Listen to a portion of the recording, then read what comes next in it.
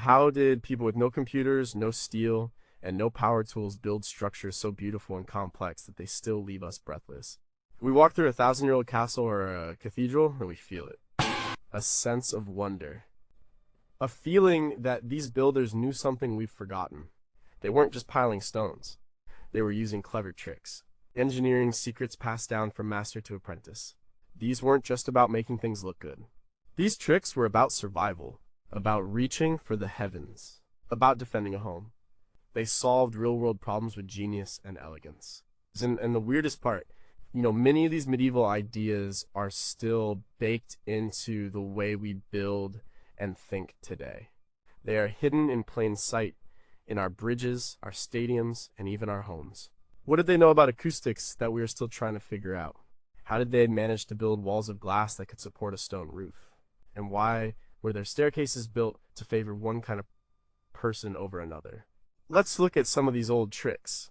You might be surprised how much they still matter. Number 21, why do their stairs twist the way they do? It seems like a simple design choice. A spiral staircase in a castle tower.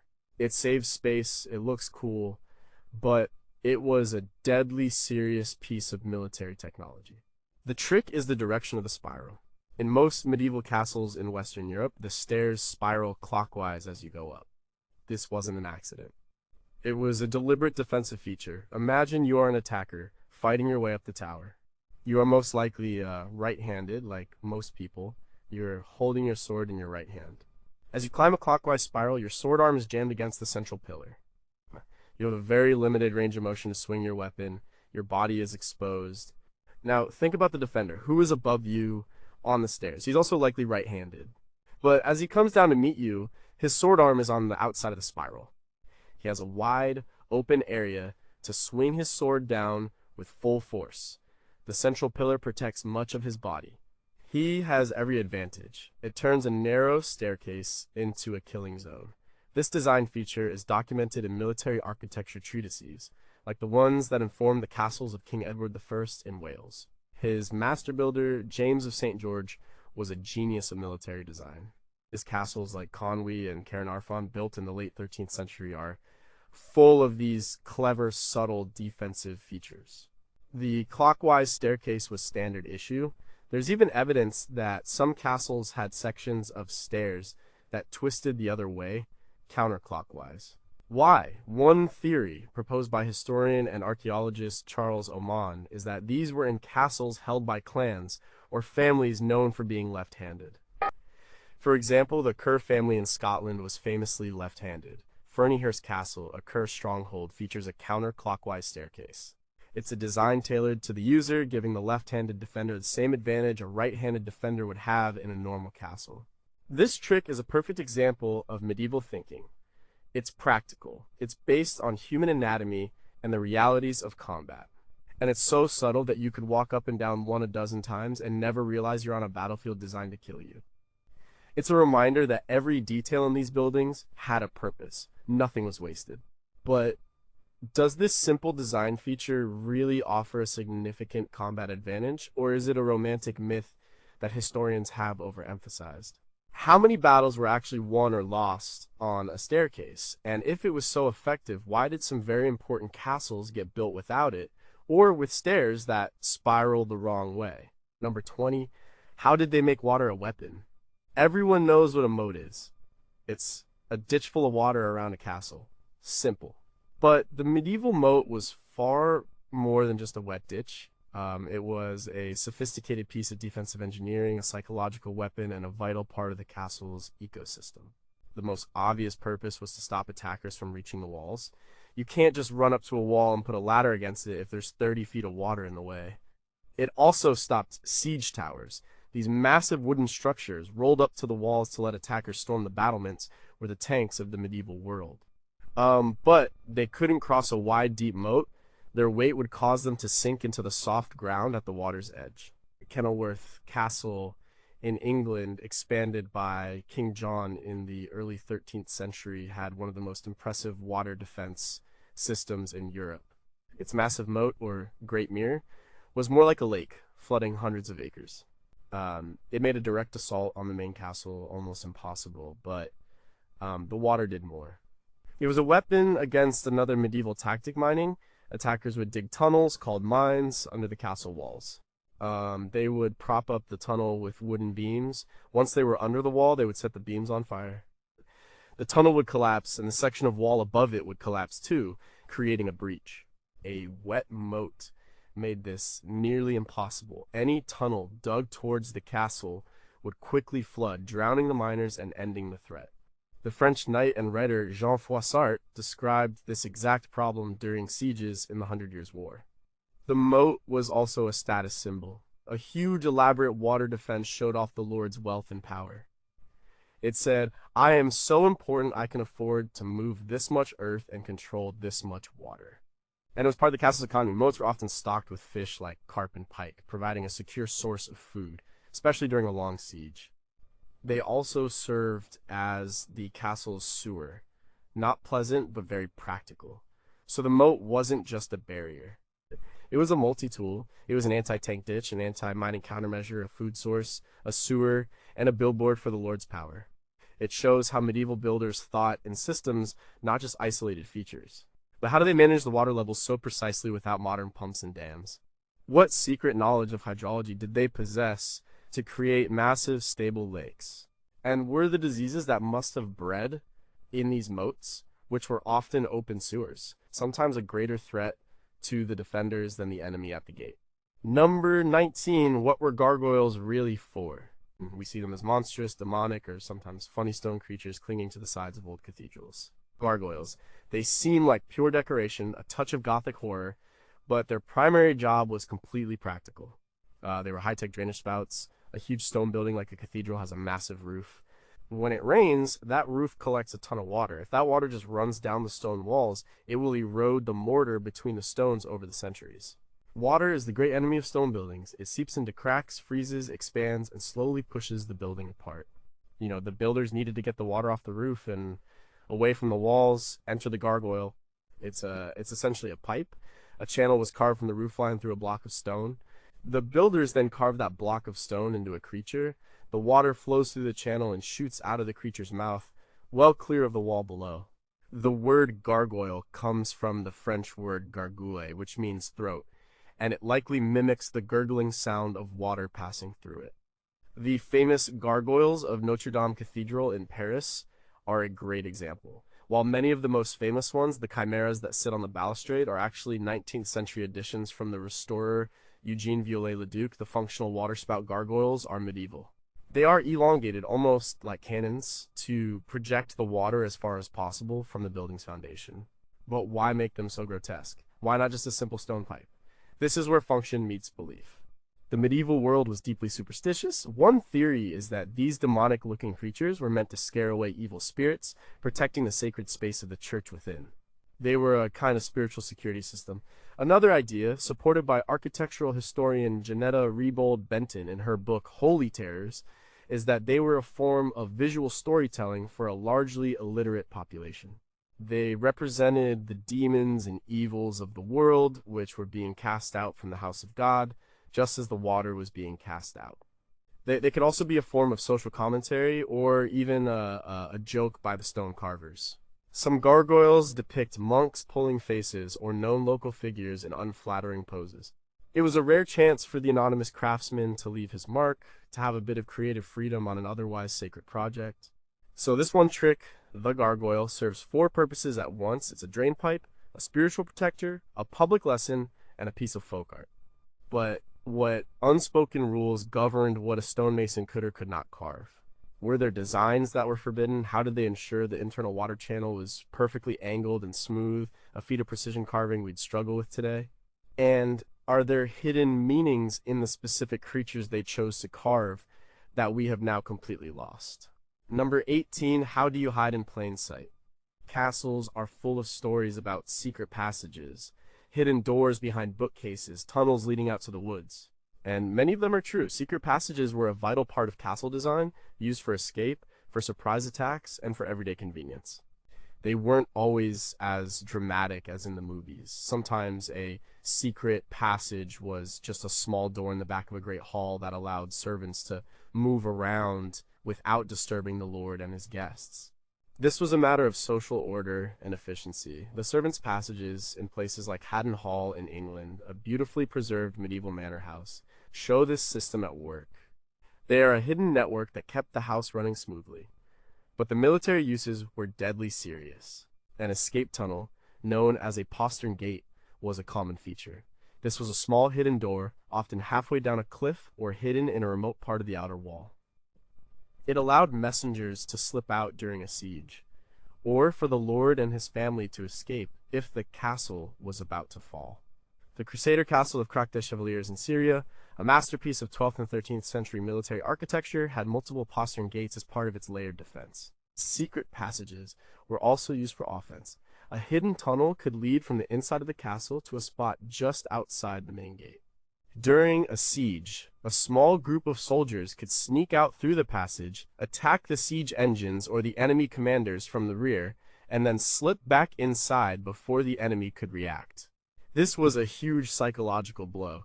The Nottingham Castle in England has a famous network of tunnels and caves carved into the sandstone beneath it, including one called Mortimer's Hole.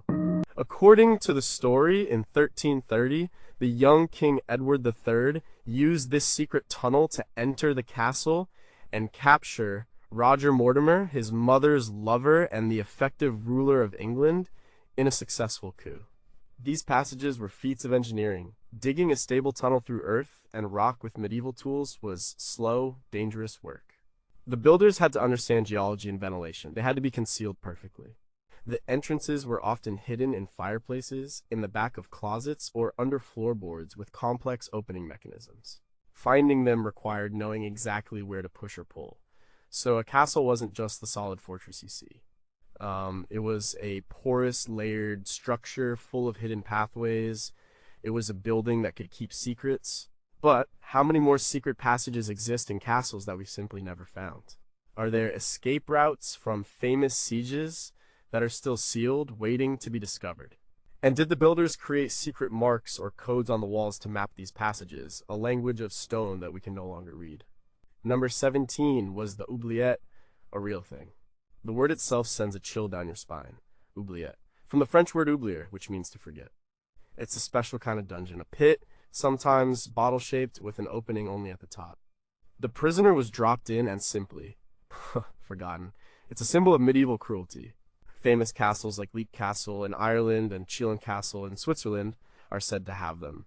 The stories are gruesome. Prisoners left to starve in the dark, surrounded by the bones of those who came before them. The oubliette is a powerful image, but was it real, or is it a later invention, a myth created by Victorian romantics who loved the Gothic horror of the Middle Ages? The evidence is tricky. There are certainly many pit-like dungeons and cellars in medieval castles. The Tower of London has the Little Ease Cell, a space so small you couldn't stand or lie down. Many castles had basements used for storage that could easily be converted into prisons. Archaeologists have found structures that match the description of an oubliette. For example, at Bothwell Castle in Scotland, there is a pit-like prison below the main tower. However, many structures that were later called oubliettes may have had other original purposes. They might have been cisterns for holding water or cellars for storing grain called granaries. A deep, bottle-shaped pit is actually a very good design for keeping grain dry and safe from pests. It's possible that these storage pits were occasionally used as makeshift prisons. It's also possible that 18th and 19th century tour guides, eager to tell a good story, exaggerated the purpose of these dark holes to horrify and entertain tourists. The historian and castle expert Charles Colson has argued that the classic drop-in oubliette is largely a myth. He points out that it's a very impractical way to keep a prisoner. A valuable hostage you wanted to ransom, or a political prisoner you needed to interrogate, would be of no use to you if they were dropped down a hole and left to die. And prisons in medieval times were often more about holding people for ransom or until trial, not just for punishment. So, the truth is likely somewhere in the middle. Were there horrific, inescapable pit prisons where people were left to die? Almost certainly, yes. The medieval world could be incredibly brutal, but were they a standard, common feature of every castle designed specifically for forgetting people? Probably not. The legend of the oubliette might be more powerful than its reality. It tells us more about how we imagine the Middle Ages than how they necessarily were. But if a structure was a granary, why do we sometimes find human remains in it? Were these accidental deaths, or evidence of a more sinister purpose? Could the very same pit have been a granary in peacetime and an oubliette in war? And what does it say about human nature that we are so fascinated by this particular grim invention? Number 16, how do you build a huge hall with no internal columns? Imagine you are a king or a wealthy lord. You want to build a great hall, a place to hold feasts for hundreds of people, to dispense justice, to impress your rivals. You want a huge, wide, open space. No pesky columns in the middle of the floor getting in the way. But you have a problem. How do you support a massive, heavy timber roof over such a wide span? Standard roofs use a tie beam, a long horizontal piece of timber that connects the two sloping sides of the roof like the base of a triangle. This stops the weight of the roof from pushing the walls outwards, but for a really wide hall, you would need an impossibly huge and long tree to make a single tie beam. And even if you could find one, it would sag in the middle over time. The solution developed in England in the 14th century was one of the most beautiful and ingenious inventions in woodworking history, the hammer beam roof. Instead of one long beam crossing the entire hall, the hammer beam roof uses a series of smaller interlocking timbers. It works like a cantilever. A short, stout horizontal beam, the hammer beam, projects from the top of the wall. This is supported by a curved brace from below.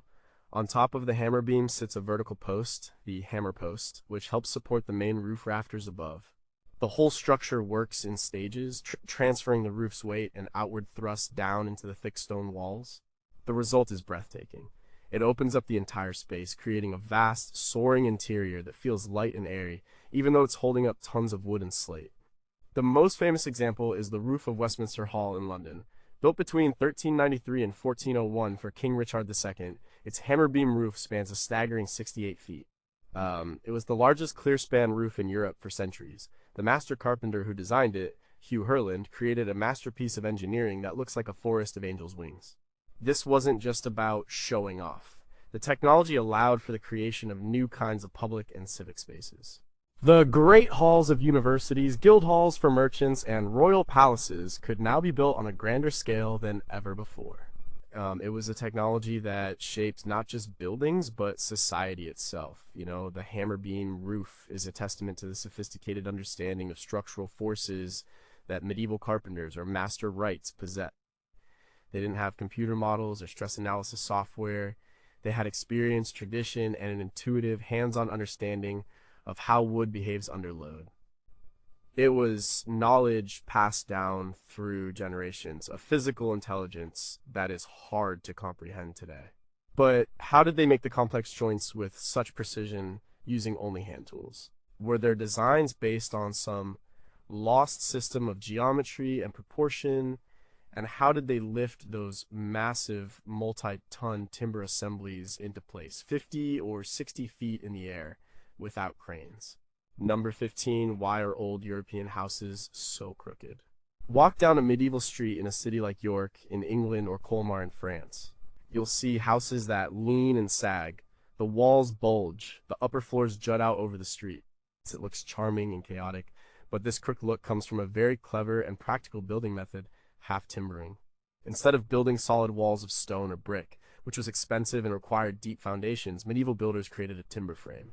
This was a skeleton of heavy wooden beams, joined together with complex and incredibly strong woodworking joints like the mortise and tenon. No nails or screws were used, just precisely cut wood locked together with wooden pegs. The Roman architect Vitruvius described similar techniques, showing the ancient roots of this method. Once the skeleton was built, the spaces between the timbers were filled in with a material called wattle and daub. This was a mixture of woven wooden strips, wattle, covered with a sticky mess of clay, straw, and animal dung daub. It was cheap, light, and a surprisingly good insulator. The whole thing was then often covered with a layer of plaster to protect it from the weather. This system had huge advantages. It was fast. A skilled team of carpenters could erect the frame for a house in a matter of days. It was also flexible. Wood can move and settle over time without catastrophic failure, which is why these buildings lean but don't fall down. A rigid stone building would just crack and collapse. This technique, sometimes called timber framing, was the dominant form of domestic architecture across much of northern Europe for centuries. The most noticeable feature of many of these houses is the jetty, where each upper floor juts out over the one below. This wasn't just for looks, it had several practical benefits. In a crowded medieval city where land was taxed by the size of the ground floor footprint, a jetty allowed you to build a larger second and third floor without paying more tax. It also protected the wattle and daub walls of the lower story from the rain. And on a narrow street, it created a bit more space between your upper floor windows and the windows of the house across the way. The crookedness we see today is the result of centuries of the green, unseasoned oak beams they used slowly drying, warping, and settling. It's a record of the building's long life. This building method was so successful that it was carried to the New World by English colonists. The early houses of New England are direct descendants of the medieval half-timbered house. But what were the unwritten rules of the carpenters' guilds that governed the design of these frames? How did they calculate the loads on each joint by eye? And is the flexibility that has allowed these buildings to survive for 700 years also a hidden weakness that could lead to sudden failure as the wood reaches the end of its life? Number 14. How do you shoot an arrow without getting shot? A castle wall is a paradox. It needs to be a solid, impenetrable barrier, but it also needs to have holes in it, so the defenders can shoot back at the attackers. If you just cut a square window in the wall, you've created a huge target for an enemy archer to shoot through. The solution was the arrow slit, or arrow loop. It seems simple, a narrow vertical slot in a thick stone wall. From the outside, it's a tiny target, almost impossible for an enemy archer to hit from a distance. But on the inside, the wall is splayed, cut away at an angle. This gives the defending archer a wide field of fire. He can aim left, right, up, and down, all while being protected by several feet of solid stone. This was a critical innovation. Early Norman castles of the 11th century often had limited provisions for archers. But as archery, and especially the powerful longbow and crossbow, became more important in warfare, castle design adapted. By the 13th century, under designers like Master James of St. George, castles were bristling with hundreds of carefully placed arrow slits. In Beaumaris Castle in Wales, one of his late masterpieces, is a perfect example. Its concentric walls within walls design is layered with arrow slits, creating overlapping fields of fire. An attacker would be caught in a deadly crossfire from multiple angles. The design of the slits themselves evolved. A simple vertical slit was good for a longbowman, but a crossbowman needs to hold his weapon horizontally. So, they added a horizontal slit, creating the distinctive cross shape seen in many later medieval castles. Sometimes they would add circular holes at the ends of the slits, called oubliettes, which gave the archer a better view and more room to maneuver. The placement was also crucial. They were positioned at different heights to cover different ranges. Some would be at ground level to shoot at the feet of men trying to use a battering ram. Others would be high on the towers to rain arrows down on the enemy army. They would be placed in flanking towers, allowing archers to shoot along the face of the main curtain wall, hitting attackers who had managed to reach its base. This created dead zones where no attacker was safe. The arrow slit is a perfect example of form-following function. It is a piece of architecture shaped entirely by the physics of a weapon and the vulnerability of the human body. It turned a simple stone wall into an active, deadly weapon system. But how did the masons cut these precise, angled openings through 6 feet of solid stone with such accuracy? Did they use full-scale templates, or was it based on a secret set of geometric rules? And was there an acoustic side effect? Did the shape of the slit amplify the sound of an incoming attack, giving the archer an early warning? Number 13, what's a murder hole, and did they use it for murder? The name is terrifying, murder hole. It conjures images of defenders pouring boiling oil or dropping rocks onto helpless attackers.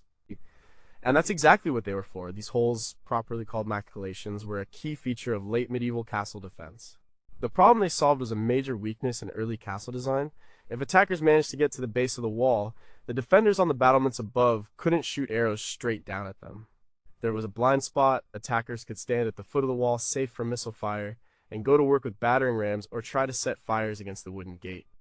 Early solutions involved building wooden galleries called hoardings that projected out from the top of the stone walls.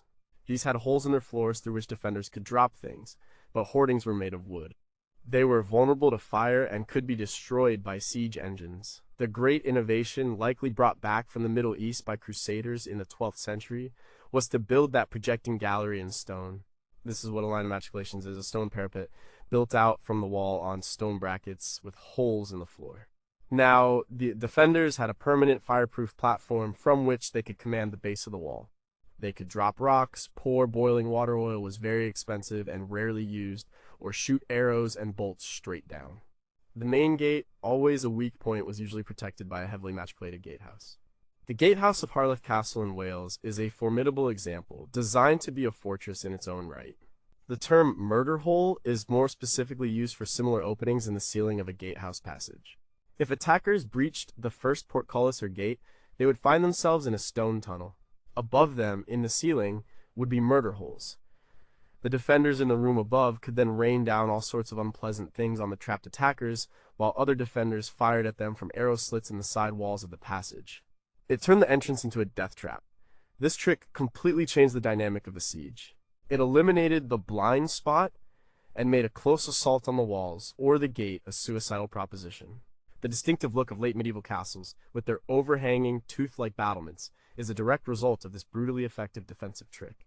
But how did they engineer the stone brackets to support the immense weight of the overhanging parapet without them shearing off? What was the most effective thing to drop through the holes, according to medieval military manuals? And did these holes create a structural weakness that a clever attacker could exploit with a well-aimed catapult shot?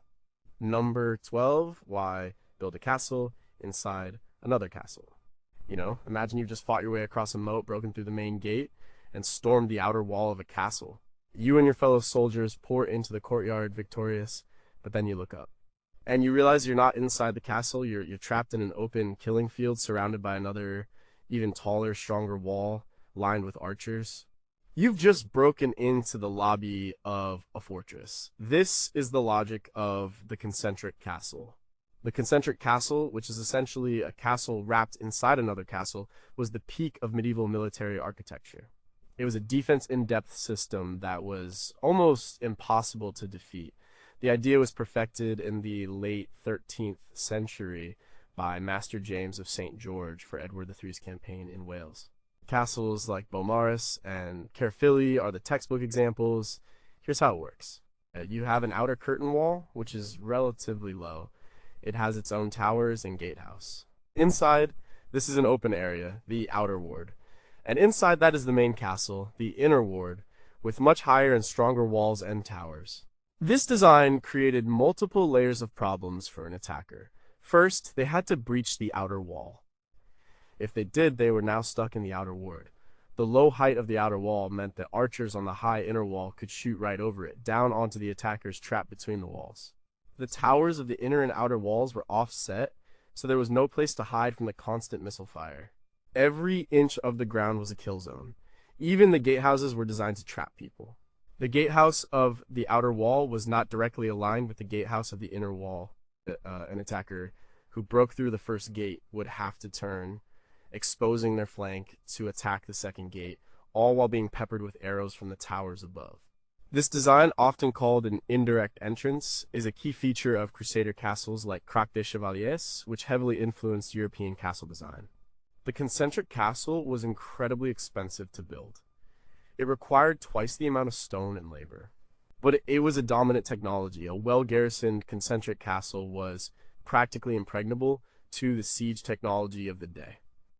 It could only be taken through treachery or by starving the defenders out, which could take months or even years. It was a statement of ultimate power, a stone machine built for war. But what was the psychological effect on the soldiers tasked with attacking such a fortress, knowing that every small victory just led them into a more deadly trap? How did the defenders coordinate the defense between the inner and outer walls during the chaos of an attack? And did the huge cost of these super castles ultimately bankrupt the kings who built them, making them victims of their own success?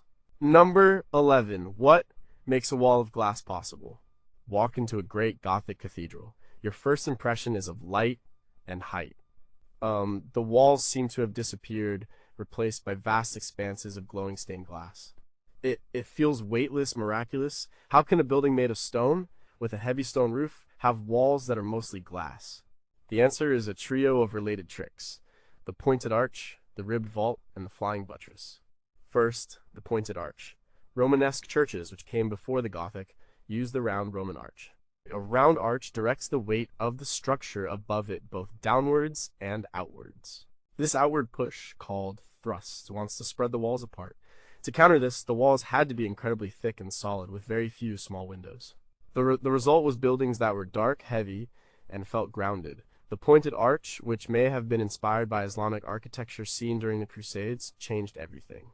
A pointed arch directs weight more downwards than outwards. It's stronger and more versatile than a round arch. You can make pointed arches of different heights span the same distance, which you can't do with a round arch. This gave builders incredible design freedom. Next, the ribbed vault. Instead of a heavy, solid stone ceiling like the old barrel vaults of Romanesque churches, Gothic builders developed a lighter skeletal system. They first built a framework of stone arches, or ribs, that crossed the ceiling diagonally. Then, they filled in the web-like spaces between the ribs with thin, lighter stone panels. This system concentrated all the weight of the roof onto the top of the piers, or columns, instead of along the entire length of the wall. As Abbot Suger of Saint Denis noted in the 1140s when rebuilding his abbey church, this new style created a sense of circular, unbroken light. This leads to the third and most visible trick, the flying buttress. Since all the roof's weight and outward thrust was now concentrated at specific points, the tops of the columns, the wall in between the columns no longer had to be a heavy supporting structure. It could be opened up for windows, but you still had to deal with that outward thrust.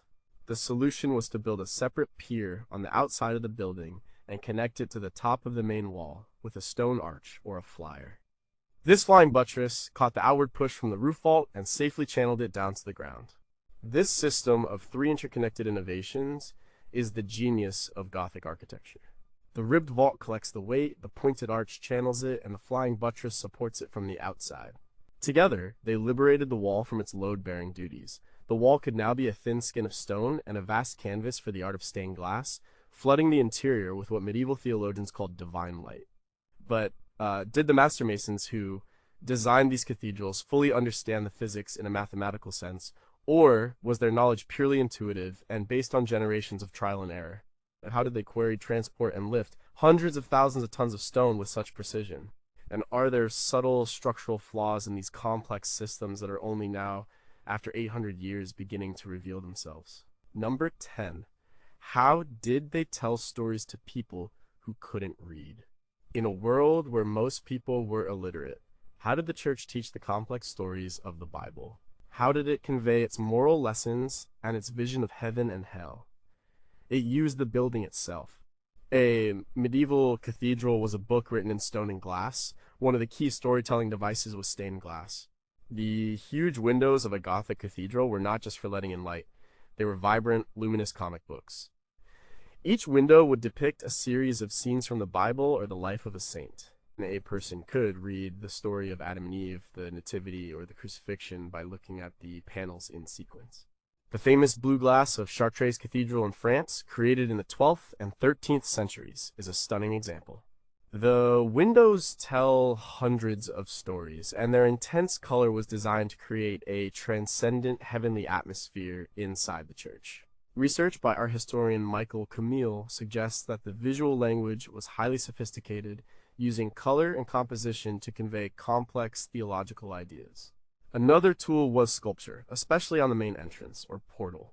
The semicircular space above the main doors, called the tympanum, was the prime spot for a major work of art. It was usually carved with a dramatic scene, most often the Last Judgment. The tympanum of the Cathedral of Saint Lazare in Autun, France, carved by the master Gislebertus around 1130, is one of the most terrifying and powerful examples. The Christ sits in judgment in the center. On his right, the saved are welcomed into heaven. On his left, horrifying demons grab the damned and toss them into the fires of hell.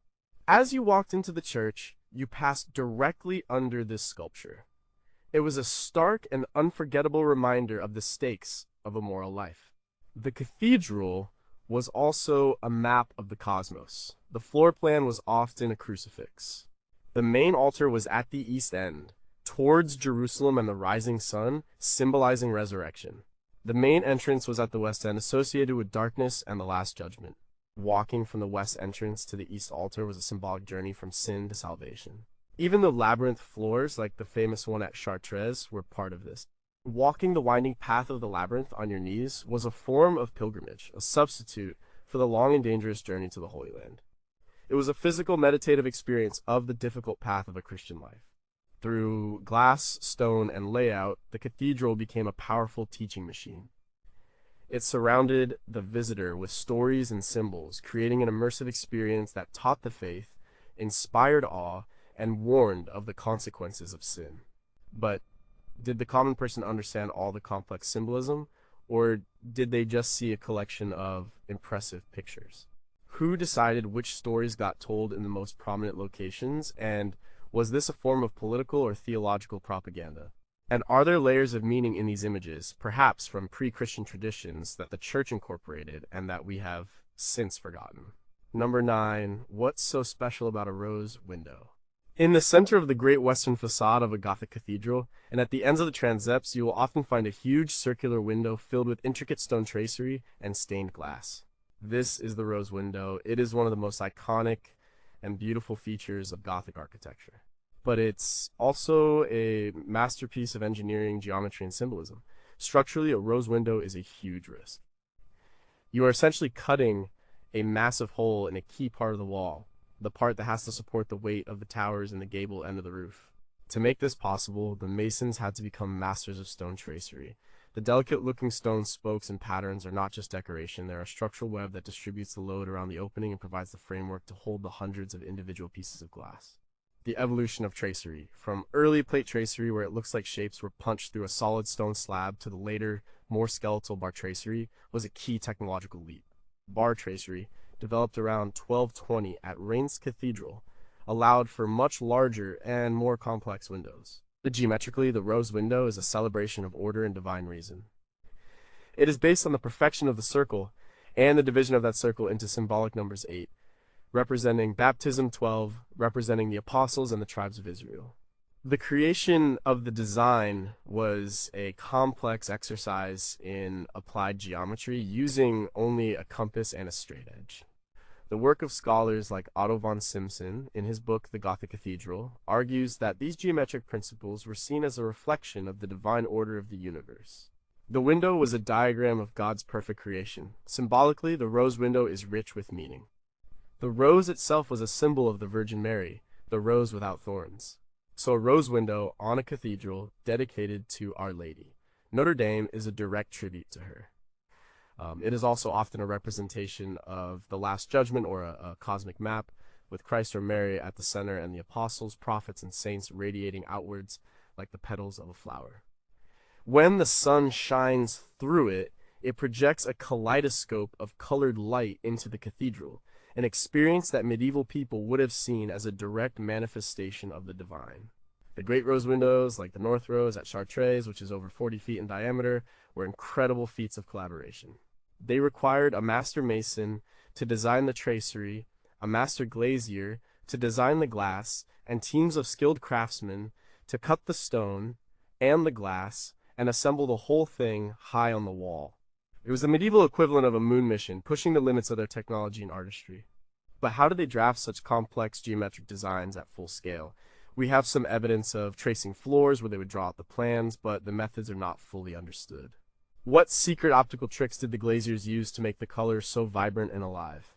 And as the glass ages and the lead holding it together weakens, are we in danger of losing these irreplaceable masterpieces forever? Number 8, why is there a secret walkway in the wall?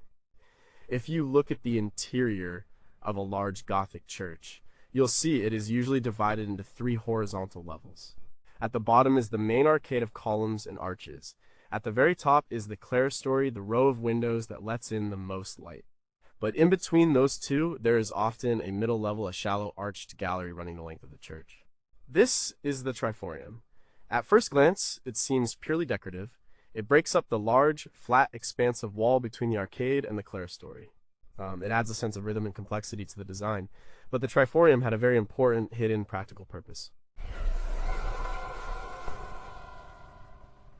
A service passage, the name triforiums, likely comes from the Latin tree. Behind these arches is a narrow walkway. This walkway is built into the thickness of the wall, or more commonly, it occupies the space above the vaulted ceiling of the side aisles and below the roof that covers them. This passageway was essential for the construction and maintenance of the cathedral.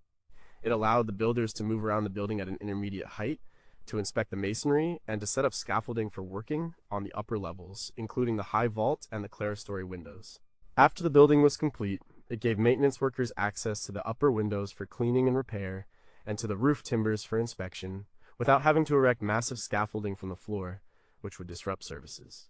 In some larger churches, the triforium gallery was wider and could be used as an overflow space for people during major festivals, though its narrowness and poor views of the altar made this a secondary function. Its main role was technical. It was part of the building's hidden infrastructure, a secret highway for the people who kept the great stone machine running. The design of the triforium evolved over time. In early Gothic churches like Notre Dame in Paris, it was a proper second-story gallery. In later high Gothic cathedrals like Amiens, the builders wanted to maximize the height of the clerestory windows to let in even more light. So they compressed the triforium, making it shorter, and sometimes even glazing it, so it became a thin, decorative band of windows.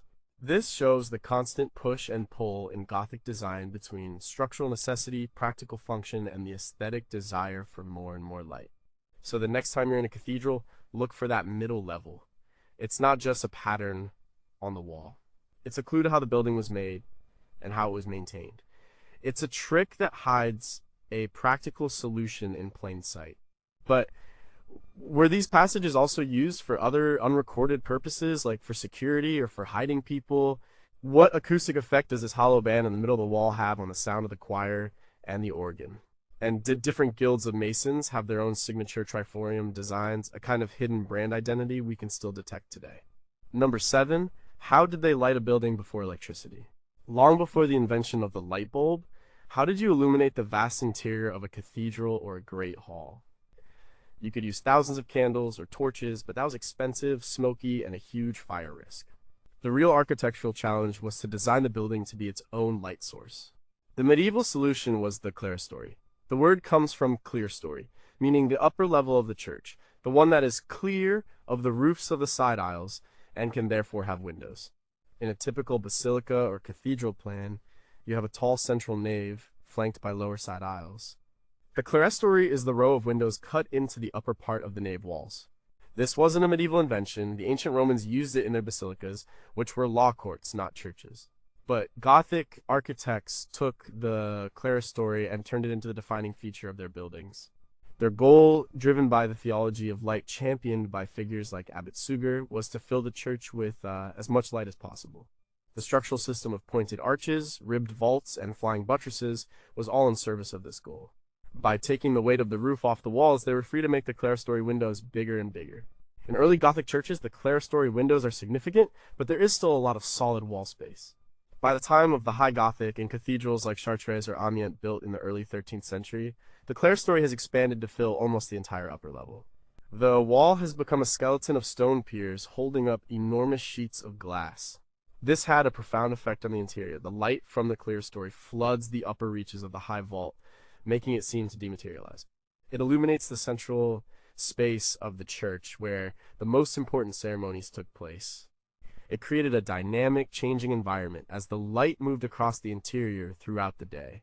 The experience was meant to be spiritual, to lift the soul, and draw the eyes upward toward heaven. The clerestory was a brilliant, passive solar lighting system. It provided broad, diffused daylight to the most important part of the building. And in the great cathedrals, combined with the colored light from the stained glass, it created an atmosphere that was, and still is, unlike any other. It was an architectural trick that turned a simple window into an engine of spiritual transformation. But did the designers orient their buildings and angle their windows to capture the sunlight at specific times of the day for specific religious festivals? How did they deal with the massive heat loss through these huge single-pane windows in the winter? And was the intensity of the light in the upper levels ever so bright that it was considered a flaw? A case of too much of a good thing. Number 6, where did castles come from? Before the great stone fortresses of the late Middle Ages, there was a simpler, faster, and surprisingly effective type of castle, the motte and bailey. This was the original, flat-pack castle of the medieval world, and it was a trick that allowed one group of people, the Normans, to conquer and control a huge amount of territory. The design is simple and consists of two parts. The moat is a large earthen mound, like a steep, flat-topped hill. On top of the moat, they built a wooden tower, or keep. This was the lord's residence and the final point of defense. The bailey was a large, enclosed courtyard at the base of the moat. It was surrounded by a wooden fence called a palisade and a ditch. The bailey contained the barracks, stables, workshops, and chapel, all the buildings needed to support the lord and his garrison. The genius of the moat and bailey was its speed of construction. It was made of earth and wood, materials that were available everywhere. You didn't need skilled stonemasons. A large force of conscripted local laborers could dig the ditch and pile up the moat in a matter of weeks. The Normans used this trick to devastating effect after they conquered England in 1066. The famous Bayeux tapestry, which depicts the conquest, shows Norman soldiers building a moat and bailey at Hastings. William the Conqueror built dozens of them across England to subdue the rebellious Anglo-Saxons. It allowed a small number of Norman knights to dominate a large and hostile population. It was a highly effective defensive system. Attackers would first have to cross the ditch and get through the palisade to enter the bailey. If they succeeded, the defenders could retreat up the steep slope of the moat into the wooden keep. Attacking up the moat was a nightmare. The slope was so steep that it was hard to climb, and the defenders could rain down arrows and rocks from the tower above. The moat and bailey was not meant to be a permanent structure. It was a starting point. Over time, as a lord became more established, he would upgrade his castle. The wooden palisade would be replaced with a stone wall. The wooden keep on top of the moat would be replaced with a stone one, called a shell keep. The Tower of London began its life as a motte and bailey castle built by William the Conqueror right after his victory. The moat is gone, but the principle of establishing a strong point to control the surrounding area remains. So this simple trick of digging a ditch and piling up the earth was the foundation of the European castle. It was a tool of conquest and control, a way to quickly project power onto a landscape. But how did they make the man-made earthen mounds so stable? What techniques did they use to compact the soil so it could support the weight of a tower without collapsing? And are there still hundreds of forgotten motte and bailey sites across the landscape, now so eroded that they just look like natural hills, hiding the story of a violent past? Number 5. How do you tell a story in a single image? We've already seen how the tympanum over the church door was used for large, complex scenes like the Last Judgment. But medieval sculpture had another trick for telling stories, a kind of visual shorthand that could convey a person, a place, or an idea with a single image or symbol. This was the language of iconography. In a world without widespread literacy, symbols were everything. And in the context of the church, every detail of a sculpture had a specific meaning. The 4 evangelists who wrote the Gospels were not just depicted as 4 men. They were each given a symbol, based on a vision from the book of Ezekiel. Matthew was a winged man, Mark was a lion, Luke was an ox, and John was an eagle. Anyone looking at a carving of a lion holding a book would know instantly that it represented Saint Mark. Saints were identified by their attributes, usually the instrument of their martyrdom. Saint Peter holds a set of keys, the keys to the kingdom of heaven. Saint Catherine holds a wheel. She was sentenced to be broken on a wheel. Saint Lawrence holds a griddle. He was roasted to death. This system allowed sculptors to pack a huge amount of information into a small space. A single statue could tell you the saint's name, their story, and their significance. This symbolic language extended to everything. A lamb represented Christ. A dove represented the Holy Spirit. A lily represented purity in the Virgin Mary. A snake represented Satan and temptation. The sculptors at places like Chartres and Reims used this rich visual vocabulary to create complex theological statements. The arrangement of statues on a cathedral facade was not random. Prophets from the Old Testament were often placed below statues of the apostles from the New Testament, showing the theological idea that the Old Testament prefigured and was fulfilled by the New. This was a highly efficient information transfer system. It was a universal language understood by people across Europe, regardless of their local dialect. The art historian Emile Mail, in his foundational work, The Gothic Image, showed how this system was standardized and disseminated through manuscripts and the travel of master craftsmen. This trick of using symbolic images is not unique to the Middle Ages, of course. We use it every day. The skull and crossbones means poison. A red octagon means stop. But the medieval sculptors developed this language to a level of complexity and nuance that is truly astounding. They could tell epic stories and convey abstract philosophical ideas, all through the silent language of carved stone. But was this symbolic language always understood by the common people, or was it an elite code for the clergy and the educated? Were there regional variations in the meanings of symbols that could lead to confusion or misinterpretation? And are there symbols carved on our great cathedrals whose original meaning has been completely lost to time? Messages from the past that we can no longer decipher. Number 4, how did they keep wooden roofs from catching fire? A great cathedral or castle was a massive investment of time, money, and labor. The one thing that could destroy it in a matter of hours was fire. The huge timber roofs, dry as tinder after centuries, were especially vulnerable, as was tragically demonstrated by the fire at Notre Dame de Paris in 2019. But medieval builders were acutely aware of this danger, and they developed a clever trick to mitigate it: the stone vault. But before we get to the vault, it's important to understand the scale of the problem.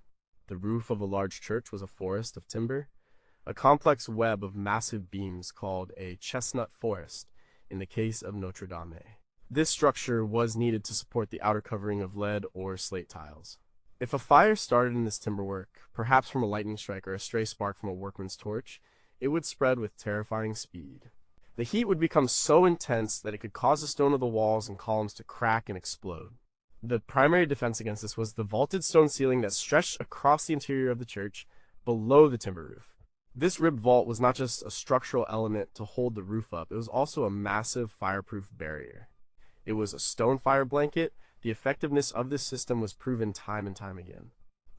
There are many records of medieval cathedrals where the timber roof caught fire and was completely destroyed, but the stone vault below held.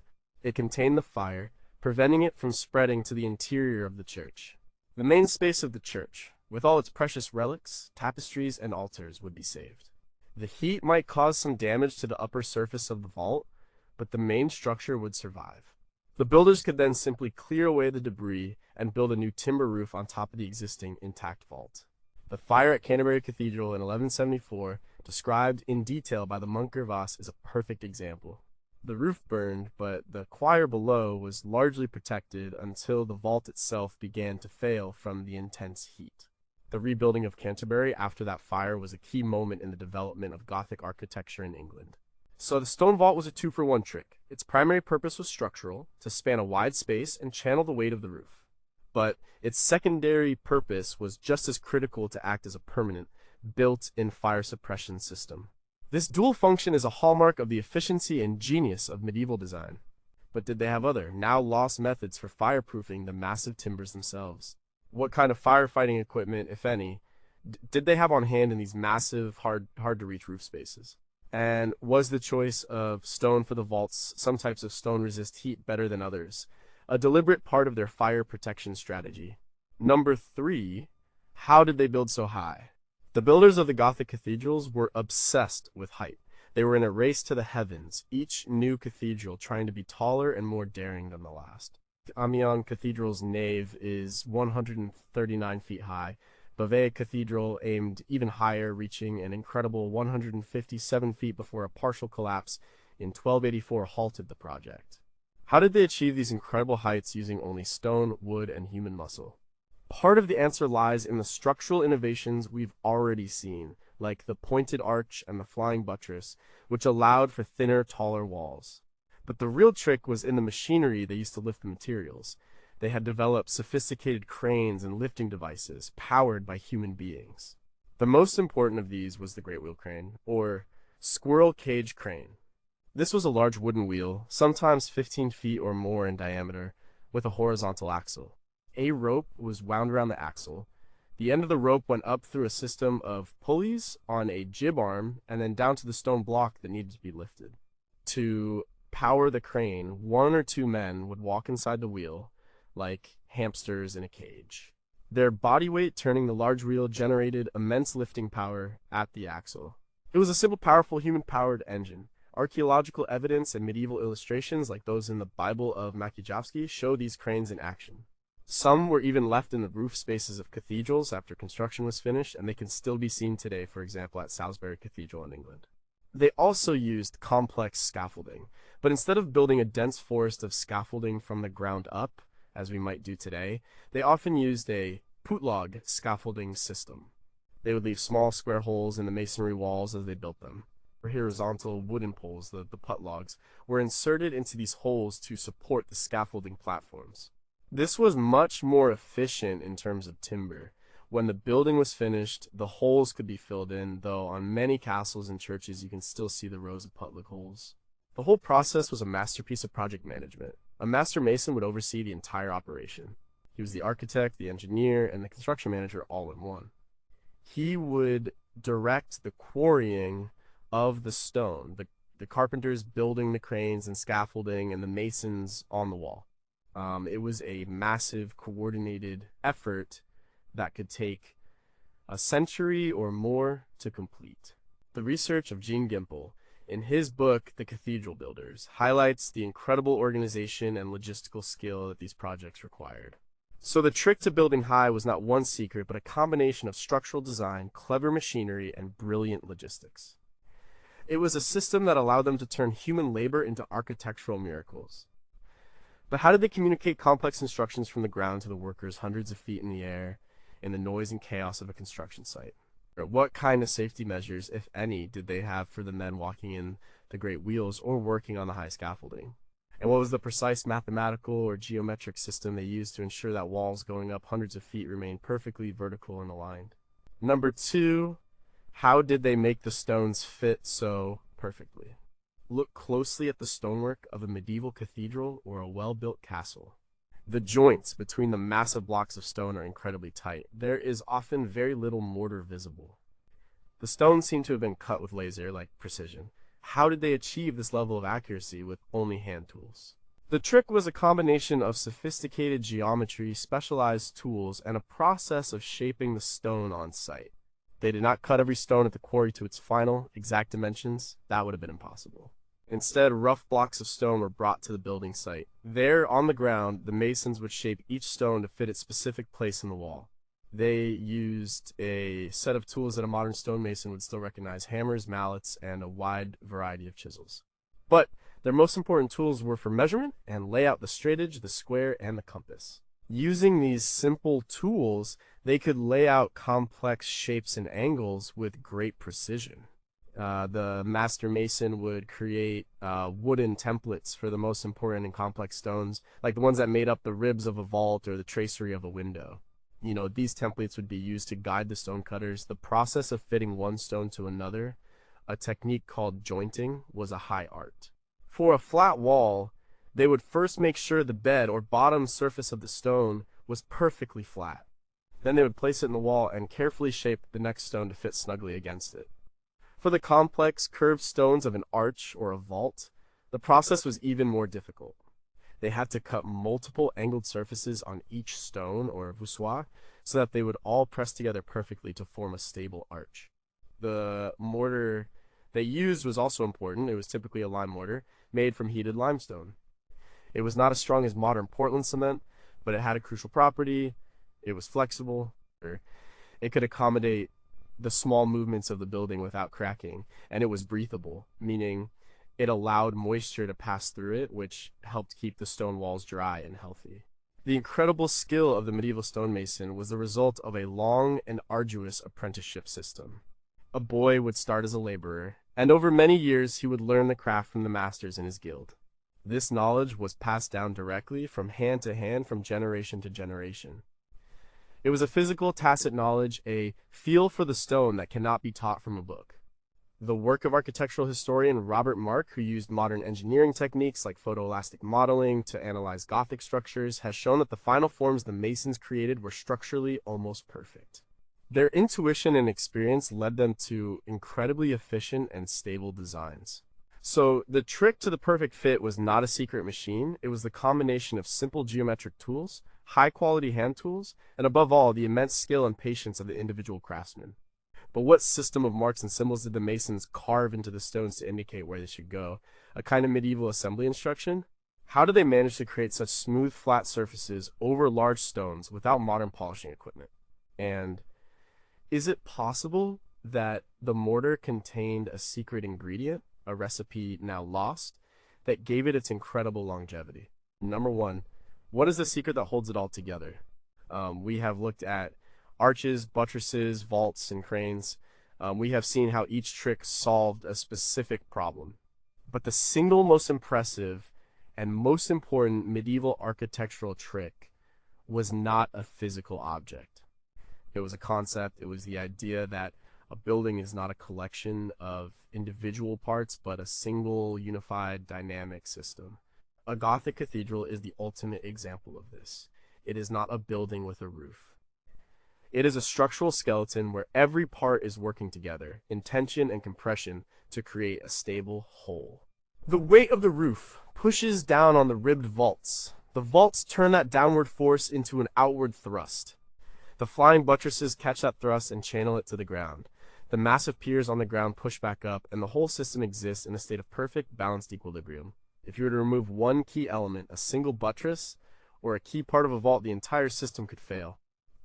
It is like a house of cards, but one made of 10,000 tons of stone. This way of thinking, seeing a building as a dynamic interplay of forces, was the great conceptual leap of the medieval builders. The Romanesque builders before them had thought in terms of static mass. They built heavy, inert walls to contain the forces. The Gothic builders thought in terms of active structure. They created a delicate skeletal frame to channel and balance the forces. This concept is what allowed them to achieve their goals of height and light. Because the system was so efficient, they could use less material. They could carve away the stone that wasn't doing any work and replace it with glass. The result is an architecture of immense power and grace, a building that seems to defy gravity. This holistic, systems-based approach was not just applied to cathedrals. A concentric castle is also a system, a series of interlocking defensive layers designed to wear down and trap an attacker. And a half-timbered house is a system, a flexible wooden frame designed to settle and move with time. This way of thinking was embodied in the figure of the master mason, or master builder. As we've seen, this person was not just a designer. They understood the properties of the materials, they designed the tools and machines to work them, they managed the labor, and they understood the structural forces at play. They had to hold the entire complex system in their mind. Men like Villard de Honnecourt, whose 13th century sketchbook survives, give us a glimpse into the mind of these masters, showing their interest in geometry, mechanics, and observation of the natural world. This is the trick that is still so impressive. In an age of specialization, we have architects, structural engineers, material scientists, and project managers. The medieval master builder was all of these things at once, and the result was a series of buildings so coherent, so daring, and so beautiful that they have rarely been equaled. They are not just piles of stone, they are ideas made real. But was this systems thinking a deliberately articulated philosophy, or was it an emergent property of their craft-based tradition?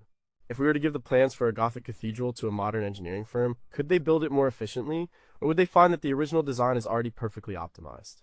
And in our modern, computer-aided, component-based way of building, have we lost something essential? That deep, intuitive understanding of how everything works together. That was the true secret of the medieval masters.